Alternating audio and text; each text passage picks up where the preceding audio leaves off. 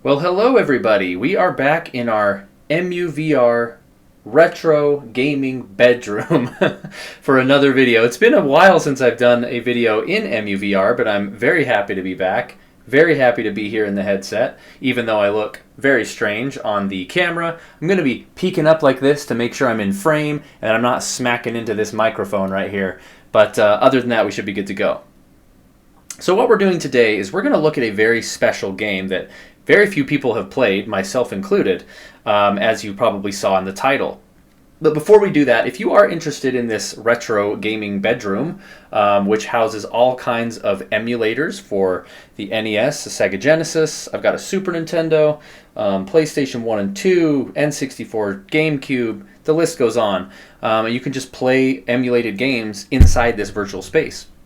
If you're interested in it, go check out the link in the description. It's going to send you to one EmuVR.net, which is where this comes from. It's a one-man army. One guy built this application, and it's free, and it's incredible, as I'm sure you can already tell.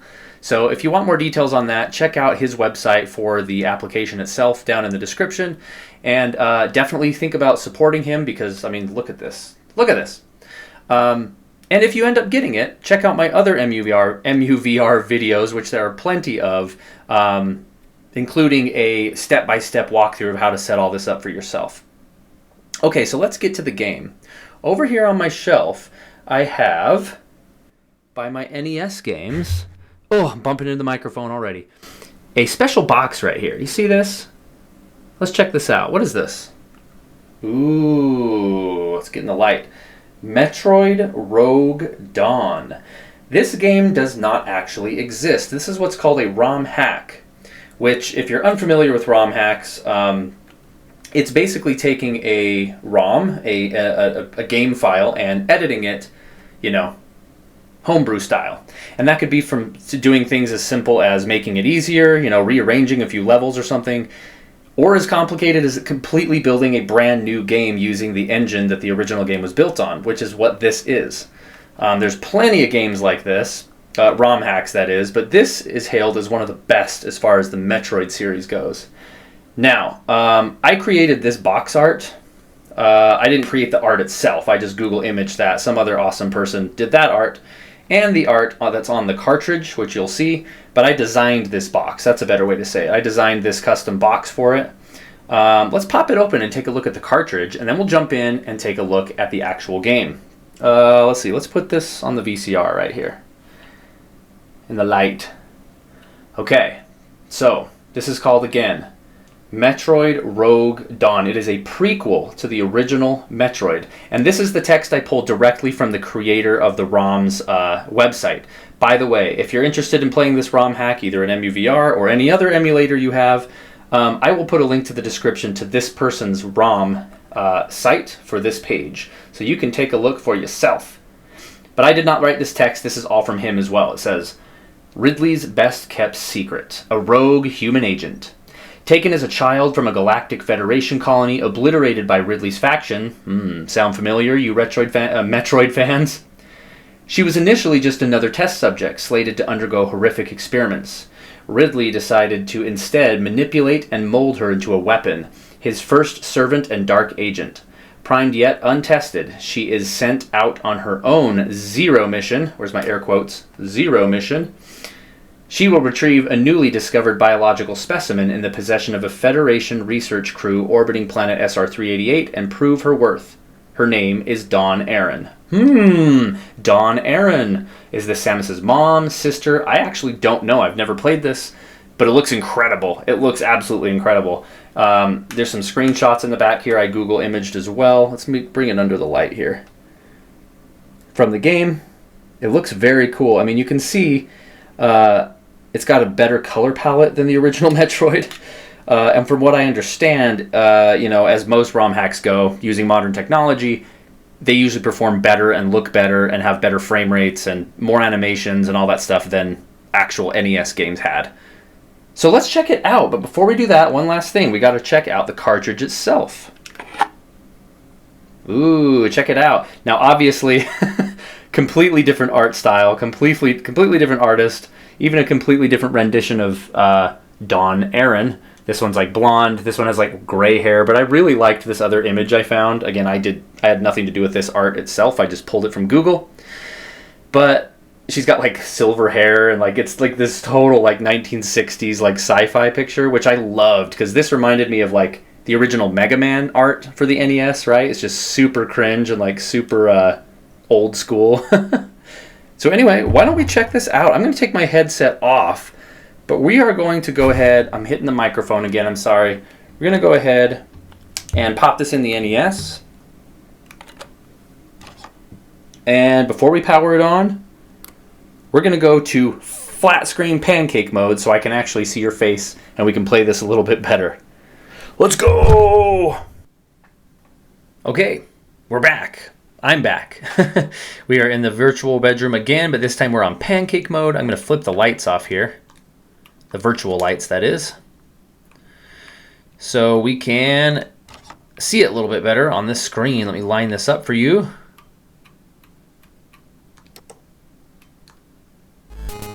Yeah, there we go. Definitely sounds Metroid-y. Metroid-y. We're gonna get a little cutscene at the beginning, maybe?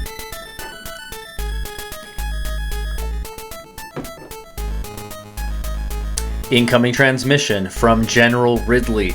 Intercept and disable the Federation science ship orbiting planet SR-388 and await additional orders. So we are straight up a bad guy in this game. Straight up. You can see empty save files, which is cool. Already a little bit better than the NES.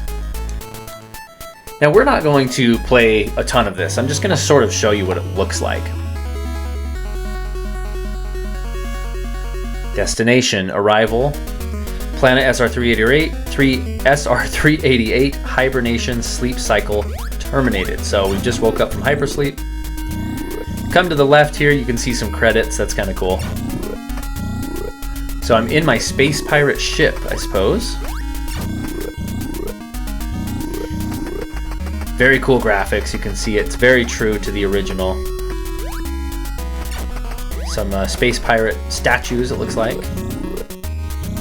Hibernation chamber. Can't go up there yet. Armory. Oh, let's go to the armory. Missiles. Same sound effect. That's very cool.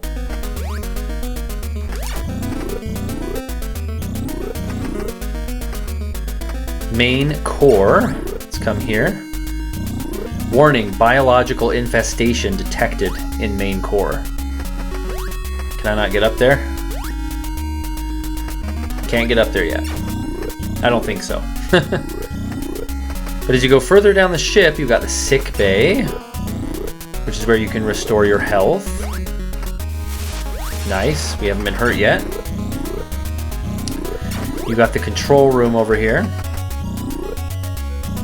Federation research ship successfully forced to planet surface. Orders to Don Aaron from Ridley. That's us. Locate the ship and steal the Metroid specimen before the Federation fleet arrives.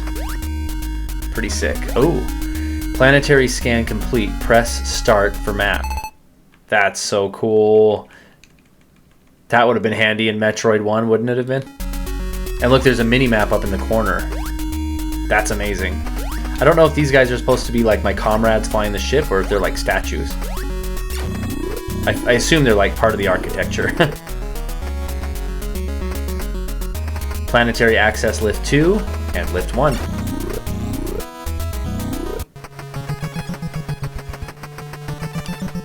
Go down the elevator. See how the helmet popped on? Very cool. Totally different uniform. Look at this. Which makes sense because this Dawn Aaron character is not does not have a power suit like Samus has. So why would she have Chozo technology? She has like a human, looks like a scuba suit, which again, lore-wise, totally makes sense. It's cool they thought that through. Do still have a morph ball though. Check it out. I don't know how they justify that without Chozo technology, but it's a thing.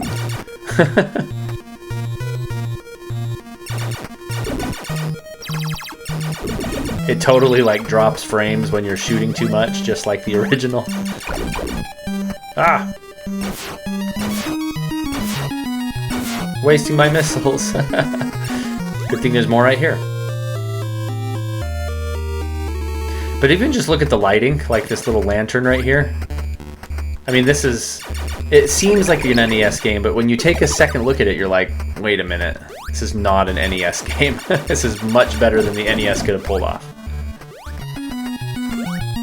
By the way, obviously it showed us that there's a mini-map, and you can see that here, and anytime you can press start and take a look at the map, which is so cool. I mean, that's so cool. But on the same website, you will find where you can download the ROM. The creator actually has made a map of the game. Check this out. That's so cool. So you can tell the game is not that big. This is the pirate ship. This gray area right here is the first area that we started in. These are the two elevators. I just went down elevator 1 right here. We've kind of explored this area right here. Obviously, we can't get down further, but we've probably cleared, I don't know, 5% of the map so far. But I don't know. Looks can be deceiving. I bet it's harder than it looks. Let's go back up to down port number 2. If this doesn't get you in the mood for Metroid Prime 4, I don't know what will. Wow, look at the water animation. How cool is that?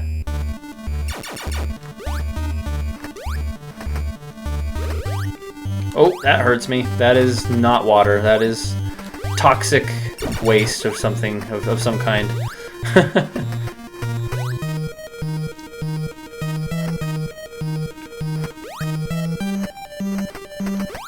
Now that's water. Okay, this is water.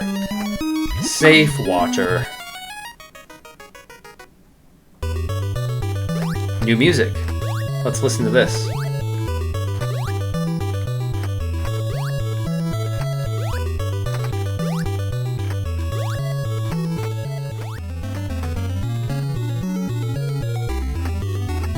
Look at the little fish.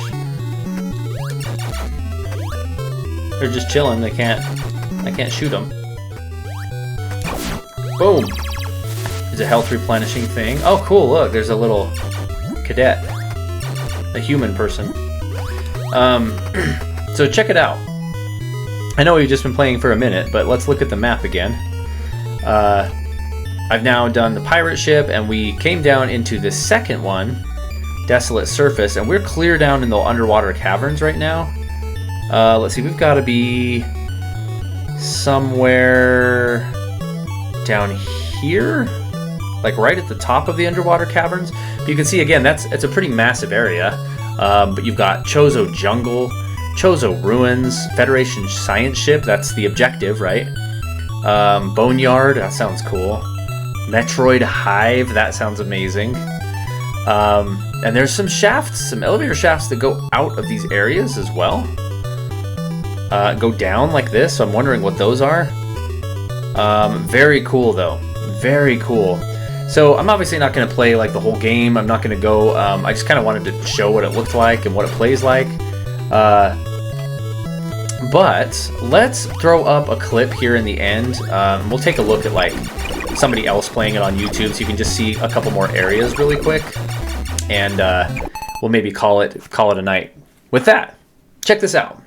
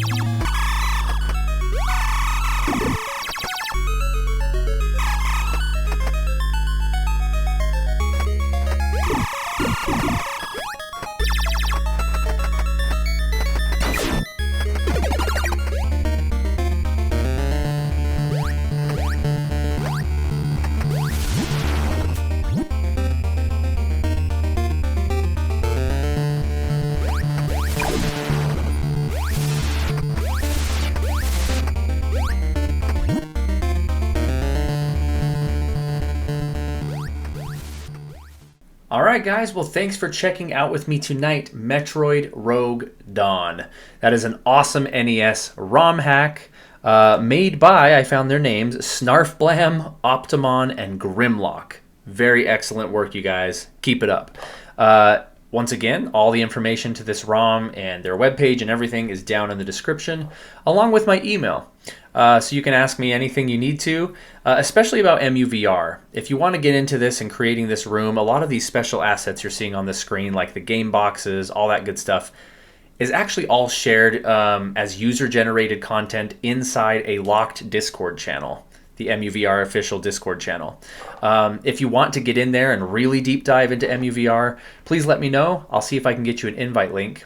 Otherwise, have an awesome night, and I'll catch you guys later. See ya. If you want to see more content like this, retro games, VR, Final Fantasy, RPGs, go ahead and hit that subscribe button. It is free for you and it really helps the channel. Make sure also to turn on that notification bell so you can be alerted anytime a new video goes live or when we start streaming live every Monday, Wednesday, and Friday.